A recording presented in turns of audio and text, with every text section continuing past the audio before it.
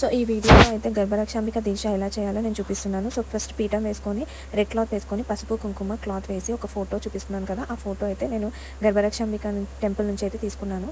So ఆ photo పెట్టుకొని red ఫ్లవర్స్తో అయితే అమ్మవారికి పూజ చేయాలి. సో అండ్ కుంకుమ కూడా మెరూన్ కుంకుమ తీసుకోవాలి. సో ఇక్కడ మెయిన్ ఇంపార్టెంట్ ఏంటంటే 9 or 11 days దీక్ష చేయొచ్చు మీ వీలుని బట్టి. సో నేనైతే 9 days దీక్ష చేస్తున్నాను. సో ఇక్కడ మీరు చూస్తున్నట్టయితే గర్భరక్షాంబిక ఫోటో శివ అండ్ వినాయకుడు కూడా ఉండాలి. సో నేను ఒత్తులు దీపం ఎలా పెట్టానంటే 2 ఒత్తులు తీసుకొని ఒకటి వినాయకుడికి ఒకటి శివుడికి అండ్ 7 ఒత్తులు వచ్చేసి అఖండ దీపంలో ఒకేసారి పెట్టి మనం ప్రిపేర్ చేసుకొని అఖండ దీపం అయితే పెట్టాలి. నైవేద్యం వచ్చేసి మీ ఇంట్లో ఏదైనా ఫ్రూట్ లేదంటే అటుకులు బెల్లం ఏదైనా పెట్టచ్చు. సో ఈ దీక్ష వచ్చేసి హస్బెండ్ వైఫ్ లేదంటే అమ్మాయి వాళ్ళ మదర్ కూడా చేయొచ్చు. సో వీళ్ళని బట్టి వాళ్ళ హెల్త్ కండిషన్ బట్టి ఈ దీక్ష చేయొచ్చు. అండ్ మీరు అంత మౌనంగా ఉంటే అంత మంచిది. సో ఇక్కడ దీపం వచ్చేసి ఆవు నూనె లేదంటే మన ఇంట్లో నువ్వుల నూనెతో మనం రెగ్యులర్గా ముట్టిస్తాం కదా, సో అదే యూస్ చేయొచ్చు.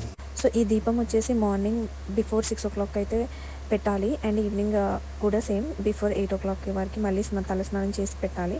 మార్నింగ్ రెగ్యులర్గా 9 days తలస్నానం అయితే మ్యాండేటరీ.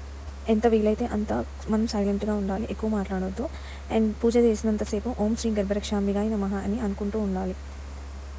సో ఈ దీక్ష వచ్చేసి పిల్లలు లేని వాళ్ళు చేయొచ్చు 9 days అండ్ పుట్టిన తర్వాత కూడా చేయొచ్చు వాళ్ళ వీలుని బట్టి. సో నాదైతే 1 day సక్సెస్ఫుల్గా కంప్లీట్ అయింది. మీకు ఏమైనా డౌట్స్ ఉంటే నాకు కమెంట్ చేయండి.